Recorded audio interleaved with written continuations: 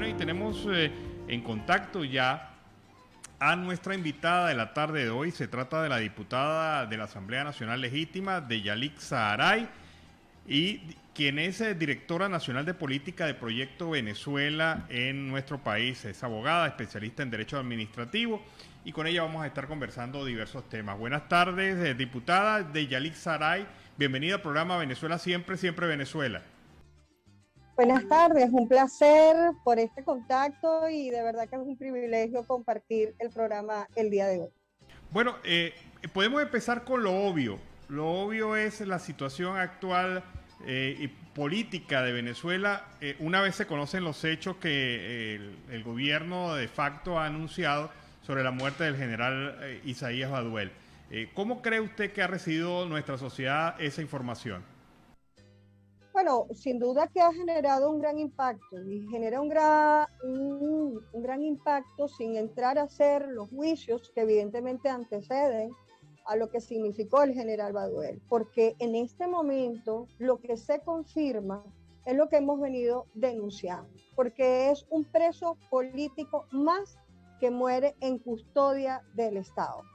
Y eso significa que se ratifica lo que tanto nosotros como las distintas organizaciones de derechos humanos han venido señalando. La violación sistemática y permanente de los derechos humanos en Venezuela, la violación de ese derecho fundamental, pero lo que es más grave aún, con prácticas aberrantes de precisamente eso, libertades sin juicio, sin Estado de Derecho, con un exterminio sin duda de quienes siendo disidentes caen en manos del régimen, y que ocurre eso como ha ocurrido con otros presos políticos que perdieron la vida en manos justamente de este régimen que tiene Venezuela. Diputada, se percibe ya muy claramente que el gobierno arrecia su persecución contra defensores de derechos humanos, contra dirigentes políticos, contra todo aquel que pueda mostrar algún signo de disidencia. ¿Esto qué significa? ¿Que el gobierno está presionado realmente, o que simple y llanamente ya no tiene otro argumento sino la represión? Bueno, en realidad no lo ha tenido nunca, porque esto no es un gobierno, esto es un régimen, además de criminal, es un régimen militarista, es un régimen que controla, es un régimen que somete. En consecuencia, empezamos por decir que no es un gobierno, es efectivamente un régimen totalitarista que lo que quiere es eso, que no exista la disidencia, que no existan las libertades, y que evidentemente siendo un régimen no puede existir democracia. En consecuencia, siempre han actuado de esa manera, y quienes hemos tenido tiempo con esta lucha de los derechos humanos, la vamos consolidando porque cada día se demuestra más, y por el contrario, lejos de ser un gobierno, se convierte en una suerte también de cómplices y de enlaces. ¿A quién? A esos grupos irregulares que complementan todo el esquema invasor que tenemos en Venezuela, que eso es un aspecto que vamos a tocar. ¿Por qué? Porque resulta que lo que ocurre en Venezuela va mucho más allá de un problema doméstico, y es tan grave desde el punto de vista de los derechos humanos, desde el punto de vista del ataque directo contra la democracia, contra las libertades, que abarca nuestra región y el peligro del resto de las democracias de nuestra América Latina y mucho más allá. Veíamos un trabajo preparado por Sebastiana Barraez que hablaba precisamente de eso que usted está comentando, la presencia de los grupos irregulares, la FARC, el ELN, el incremento de la acción de la FARC. Hablábamos también hace algunos días de un informe sobre la presencia de los grupos delincuenciales armados bajo el control del país. O sea, esto es un país que está siendo controlado sectorialmente por mafias que lamentablemente cuenta con el auspicio del Estado venezolano, del gobierno de facto. Sí, sí, un país absolutamente invadido por fuerzas irregulares que se han apropiado de porciones importantes del territorio nacional, y que lo hemos visto en estados fronterizos, pero que además también invadidos por gobiernos como el régimen cubano, como los aliados iraníes, como los aliados rusos, como los aliados chinos, que en realidad lo que hay evidentemente es un problema geopolítico bien importante y que ven en Venezuela, ¿verdad?, el escenario estratégico para que precisamente esa invasión que ya tenemos y que esos gobiernos, específicamente, por ejemplo, el cubano, que lo tenemos hace mucho tiempo en instituciones como el registro de identificación, el tema alimentario, el tema de seguridad, el tema de nuestras, incluso Fuerzas Armadas, esté haciendo mella y quieran convertir a Venezuela precisamente en ese escenario para empujar esa lucha quizás más intensa entre Oriente y Occidente, y que estratégicamente Venezuela, además por sus recursos, es un plato de cultivo bien importante para esos grupos. Frente a ese tema, estos temas que hemos hablado en esta preliminar, ¿qué piensa usted del proceso electoral que ha sido convocado para el país el próximo 21 de noviembre? ¿Es un proceso político aceptable o no? Mira, los demócratas de Venezuela y del mundo jamás vamos a renunciar al voto como herramienta de la democracia, como manifestación inequívoca de voluntad. El problema es que en los actuales momentos Venezuela no tiene, es tanto el complejo, su problema político y el escenario que tiene, que hemos perdido la validez del voto como manifestación real de esa voluntad. Un voto que no cuenta, un voto que no lo hacen valer así tú lo manifiestes, un voto que lo vimos ahorita cuando con los mecanismos de control de los distintos organismos el régimen hace y designa los cargos como le da la gana, mal puede ofrecer expectativas de solución a la gravísima crisis que tiene Venezuela, y por el contrario, desafortunadamente para quienes, repito, seguimos creyendo en el voto como herramienta democrática, se esté utilizando este proceso es para, en primer lugar, evidentemente, intentar que se legitime un régimen que no, esa legitimación no la tiene.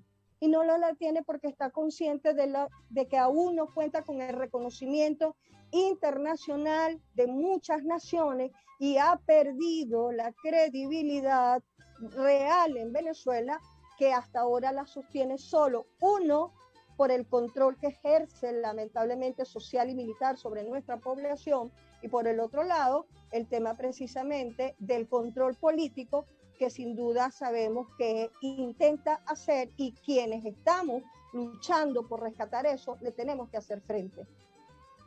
Algunos factores políticos que opinan que el sector de la oposición que se opone a las elecciones no tiene alternativa, no ofrece otra alternativa. ¿Usted qué le responde a ellos? Mira, Venezuela desafortunadamente tiene una crisis tan grave, que nosotros no podemos caer ¿sabes?, en la demagogia, en el populismo y en la mentira, en lo que ha llevado este tipo de régimen, no solamente a Venezuela, sino también a otras democracias de nuestra región, y que se vean en este espejo. Cuando Venezuela se ha empequeñecido y se ha empobrecido, porque si ves los resultados de trabajos como la ENCOVI, donde nos demuestra que ha crecido considerablemente la pobreza y la pobreza extrema, cuando la complejidad de nuestra crisis humanitaria y de pandemia es extremadamente seria, cuando tenemos una crisis en el tema de seguridad, de la falta de autonomía de los poderes, de la falta de un sistema de justicia verdaderamente acorde, es difícil. Está en el nivel de destrucción, está en el nivel que han cometido esta gente durante estos tantos años que tienen en el país, que nos va a tocar un proceso de reconstrucción real, que no la vamos a poder hacer, y no estoy hablando de Mariles ni nada de eso, pero que evidentemente no la vamos a poder hacer absolutamente solos.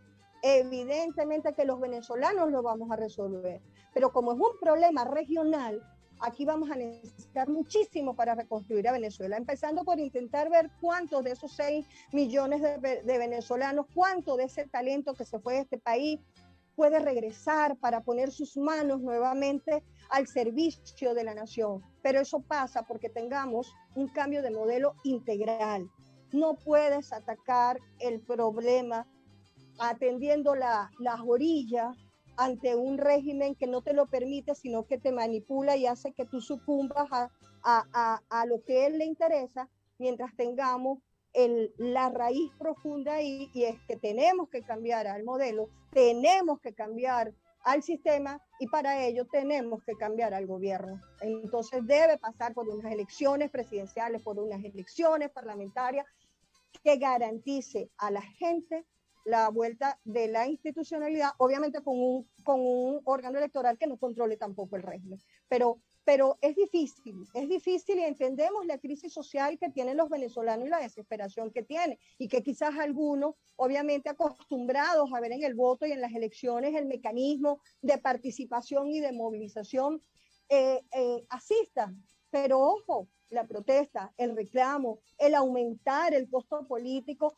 ante la carencia de servicios, de insumos, de vacunas, de alimentos, es otra forma mucho más profunda de poder movilizar a la población. Diputada, acaba de tocar usted un tema muy importante, el tema de la migración. En este momento, cientos de venezolanos están atravesando las trochas, están cruzando el río Táchira, pasando por diferentes fronteras de Venezuela y Colombia buscando alternativa y calidad de vida. Esto tiende a incrementarse. Dice que vamos a llegar este próximo año 2022 a 7 millones de venezolanos migrantes forzosos. Frente a esa realidad, ¿qué visión tiene usted, qué visión tiene la organización que coordina? Bueno, mira, primero que nada es terrible, porque nosotros no podemos ignorar el impacto que en la familia evidentemente ha generado eso, ¿no? Cuando nosotros vemos tantas familias, tantos hogares solos, a niños solamente con sus abuelitas porque los papás se fueron, cuando nosotros vemos a nuestra gente joven, que incluyo a mis hijos porque ya se fueron, los míos profesionales, ya se fueron también del país, yo me quedé absolutamente sola con mi esposo y represento un número indudablemente gigantesco de familias venezolanas. Cuando tú ves que cada vez somos menos, no solamente porque se fueron, sino porque también aproximadamente 340.000 nacimientos se dejaron de producir en Venezuela, de acuerdo a las estadísticas. ¿Por qué? Porque las madres se fueron. Entonces uno dice, sí, es dramático ver cómo nuestra gente prefiera arriesgar la vida en esas trochas, arriesgar la vida en esas fronteras, que quedarse aquí. ¿Por qué? Porque quizás se consiguen o con cosas como hemos visto, ¿no? Y aprovecho para que nuestros hermanos puedan entender la crisis que tiene Venezuela, que no nos vamos porque queremos, sino empujados por este modelo. Porque no hay nada más duro para una mamá que un hijo le llore porque tiene hambre. Y eso no tiene precio. Eres capaz de arriesgarlo todo con tal de poder hacer eso, poder alimentar a tu hijo. Ese esquema es el que nosotros evaluamos. Todo lo que seremos capaces de hacer para que las madres venezolanas no tengan que abandonar su tierra, y mucho menos tengan que sacrificar estar con sus hijos en busca precisamente de las oportunidades a los. Y vamos a esperar un momento mientras retornamos y logramos nuevamente la señal. Sí. Diputada, habíamos perdido la señal con usted en los últimos segundos. Estábamos hablando del tema de la migración. ¿Pudiéramos cerrar ese tema? Sí, bueno, donde lograron escucharme, ¿no? Pero decía que efectivamente no tenemos, no podemos ser muy optimistas en ese sentido, porque es evidente que mientras nosotros no se resuelva el problema político, nuestra gente va a preferir arriesgar la vida con tal de tener una oportunidad, porque decía que no hay nada más grave para una madre que ver el llanto de un hijo porque no tiene con qué comer. Y creo que en ese sentido es el argumento más valioso que podamos tener para continuar esta lucha y pedir nuevamente a nuestros hermanos de estos otros países que nos vean verdaderamente como gente que queremos ayudar, que queremos contribuir, y que nos estamos viendo obligados por esta crisis. Más bien, bueno, vemos cómo por lo menos en Perú se incrementó el Producto Interno Bruto de ese país gracias a el crecimiento de la mano de obra que, por ejemplo, están ofreciendo los hermanos venezolanos a pesar de también los lamentables ataques que hemos sido testigos que han sufrido. Diputada, un mensaje de optimismo. A pesar de las circunstancias, los venezolanos necesitamos también buenos mensajes. ¿Qué mensaje le daría usted al venezolano de hoy? Sí. Bueno, fíjate, voy a aprovechar de utilizar dos palabras, ¿no? El optimismo y la esperanza. Puede ser que las condiciones en este momento no nos parezcan tan optimistas, ¿no? Pero la esperanza nunca se pierde.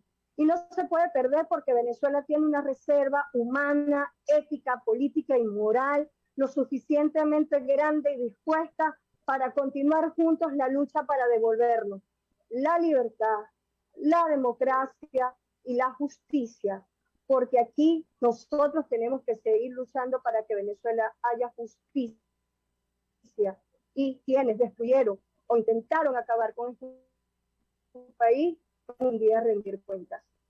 Bueno, muchas gracias, diputada. De verdad que ha sido muy interesante conversar con usted durante la tarde de hoy. Hemos conversado con Deyalisa Aray. Muchas gracias, diputada.